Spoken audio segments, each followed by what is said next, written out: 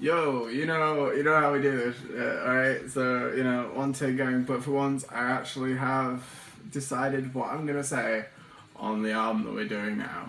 And this album is MF Doom's 1999 release, Operation Doomsday.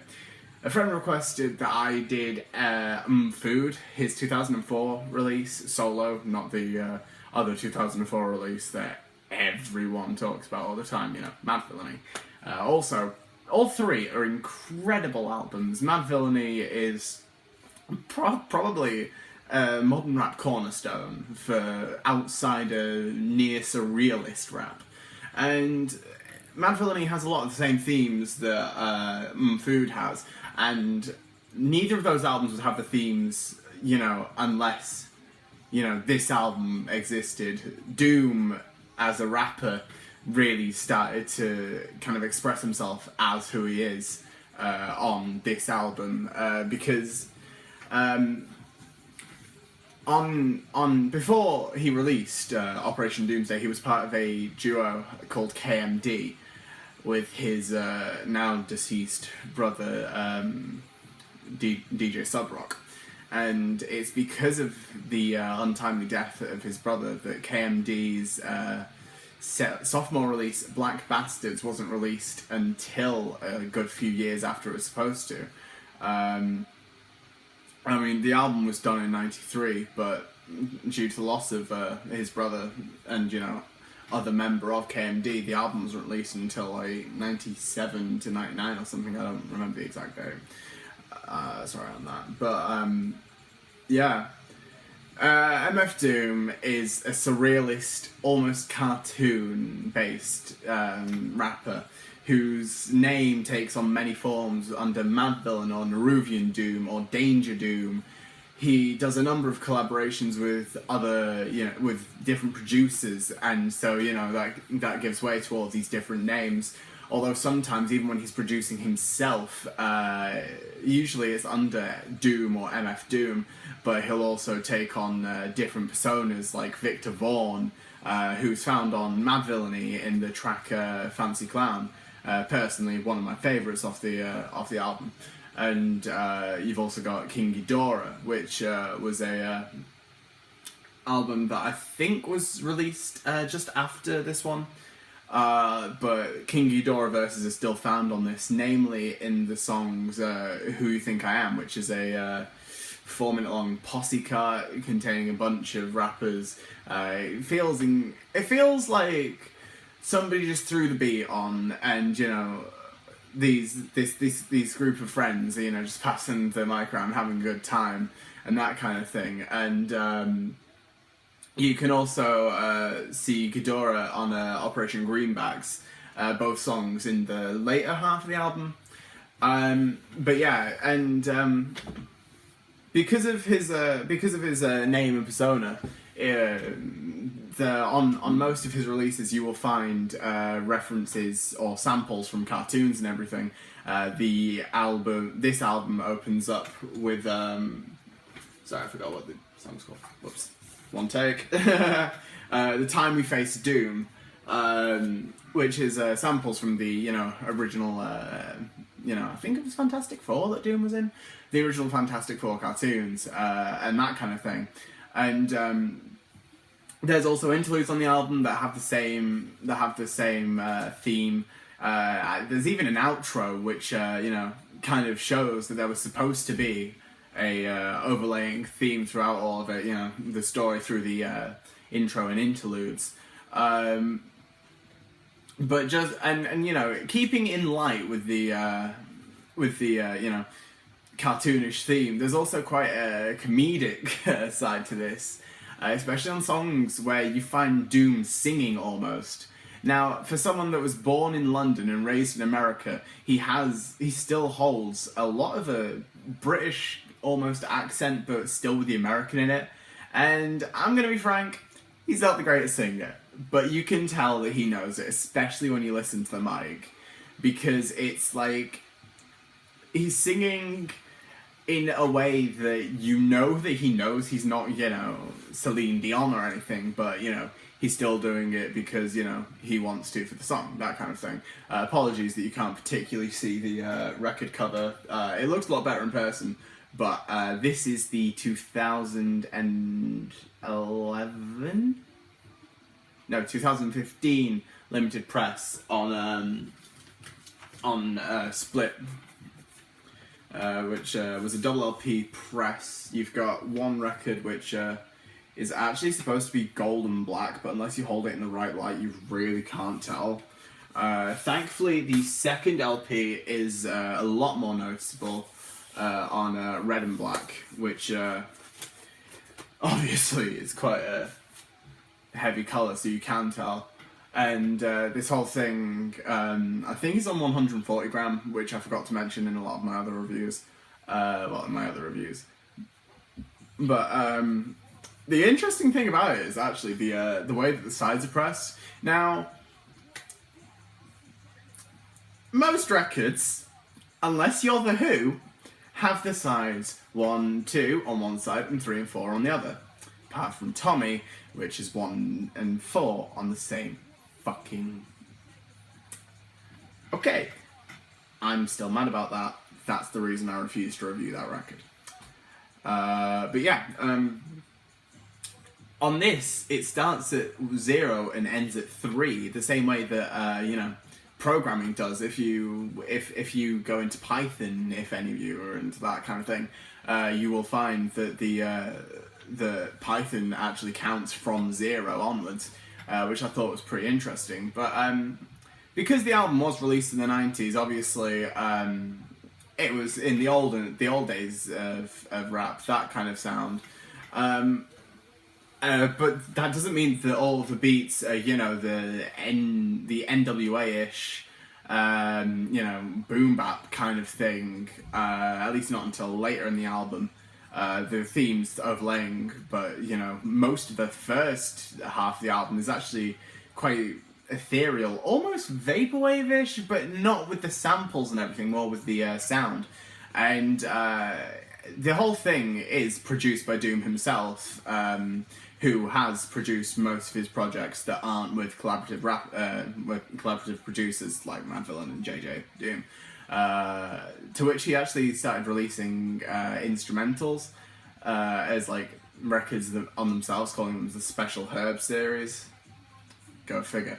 And you can tell that, you know, he actually the beats are good enough for him to bring them back afterwards, because the beat will cut out after he stops rapping and then it'll fade back up, especially on the songs like Rhymes and Dimes, I think, does it. But yeah, even though because it's the 90s, there's also a lot of features on it, but it doesn't take away. It's kind of like Illmatic in that respect. You know, the whole it's like on Life's a Bitch off that album. You've got the feature and you've got Nas, and both shine through thoroughly. And it's a similar thing on Doom with this album, especially on Tick Tick with MF Grimm. They both have a very similar style, which would be, you know, kind of shown by the name that they both have, you know, metal fingers before their name. Now, Tick Tick's actually quite an interesting song because the beat itself, as professed by the chorus, slow it up, speed it up, slow it up, speed it up. It repeats in an 8-bar cycle. However, you have 4 bars of the beat at 1 speed. The second lot of 4 bars is slowing down. Then you get 8 bars at the slower speed, and then then you get 4 bars at the slower speed, and then another 4 bars speeding up, which is incredibly interesting to hear, you know, Grimm and Doom, you know, ride this beat like it was nothing. It really does show their technical ability as rappers. And I think, I mean, Grimm actually mentions this in, you know, the intro calls, you know, enjoy the roller coaster ride, which was which I only just noticed listening to this album through for this review. But yeah, and the thing is, with the beats and everything and the cartoon style, it does lead to some pretty amusing lines, like on Hey, which is on the second LP, first side, I think, side 2. But yeah, and Hey is based off of a Scooby-Doo sample, and the last line, MF Doom, says, to all my brothers who was doing unsettling bids, you could have got away with it if it wasn't for you meddling kids, which I appreciate that. I think it does show that there is still a light side to this album. Despite this light side, the last proper song that isn't the epilogue is just called Question Mark. I'm not sure if there's an actual title. The record is just a question mark. And it's all about MF Doom's feelings and, reminiscing on his brother. Despite the beat, tonally being quite similar to the rest of the album. Meaning that, you don't just have the... It doesn't all of a sudden completely turn on his head like some other records might, and instantly throw you into a pit of despair because he's missing his brother so much. The beat is still the kind of upbeat, light kind of feeling you expect from MF Doom, but with the lyrics being quite poignant. Not to say that they aren't other parts of the album. I mean, the first song, Doomsday, which the title comes from, the hooks actually, on Doomsday, ever since the womb till I'm back when my brother went, that's what my tomb will say. Which, it's obvious that the loss of his brother did shake him up, as it would any other person. I mean, he did quit the game after, he stopped rapping for a good few years after that. But, it's also quite interesting in Doomsday because it is one of the only times he acknowledges his real name under the MF Doom project. Because after saying that, the next line is right above my government Doomlay, Demille, which is, that's his legal last name. Daniel Demille, Daniel Doomlay. Don't know why I screwed that up so much. One take. But yeah, and it's also quite interesting because Doomsday is an incredibly real track. It's kind of a callback to the KMD days when he wasn't putting on a character, because he, after the first hook, he then says, I wrote this one back in BCDCO section. If you don't believe me, go get bagged and checked then. Cell 17 right under the top bunk. Not saying to be mean was called like pot luck. But yeah, no. On Doomsday, it is a lot about the real side of Daniel Doomlay, not MF Doom. But that quickly goes away throughout the album. I mean, Rhymes and Dimes is still kind of the classic KMD almost style, but the beat is one of the quite ethereal. It's the best way to describe it. It's an incredibly light, airy beat, found throughout the record. And honestly, the record would almost sound like some kind of dream rap, except the only issue is, because it was produced and engineered in the 90s, the S's kind of hissed through on a lot of the tracks. Mostly with MF Doom's verses, because I believe at these days he was still rapping with a mask on. Which you will notice on the record cover, if you can see it. The mask is, MF Doom's, it's his brand. It's the thing that connects all of his projects. It is what he wears and what he does best and what he's known as. And it's quite interesting because even though calling it back to the Illmatic thing that I just mentioned, on The Finest, he actually, his introduction to his verse is, I wrote this on my born day, which, it does kind of go to show how much of an influential record Illmatic is, and at some point I might do a review on it. I'm not too sure. I'm going to be honest here, I am not the connoisseur of classic rap. I think that's pretty obvious, but I still enjoy it. I mean, I'm wearing a Mac Miller shirt, for God's sake. What more can you say? But yeah, and all in all, the record is actually it is an incredibly solid record that is utterly slept upon because of the you know, extreme sapping sound quality and rap quality that was found on later albums. I mean, when you say MF Doom to anyone, their immediate response will be Mad Villainy. And am I saying that it's wrong to go to that record? Not at all. Not to say that this record doesn't deserve a listen.